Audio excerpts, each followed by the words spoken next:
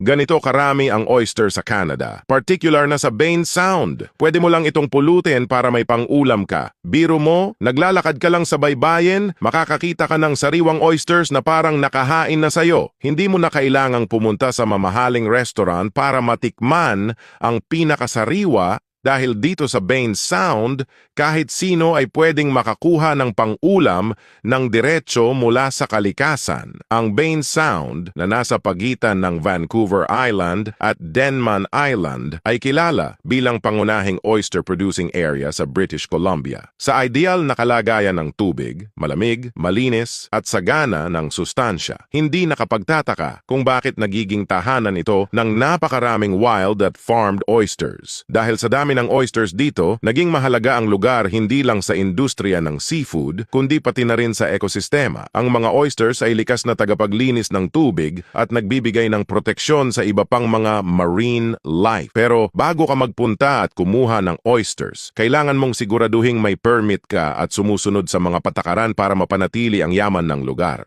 Para kang nag-pick up lang ng ulam sa tabi ng dagat, fresh na fresh. Kaya kung mapadpad ka rito, huwag mong kalimutan magdala ng suka at sili sa iyong pag-alis at mag-enjoy sa kinilaw na tahong ni Carla. I mean oyster na ito, kaibigan.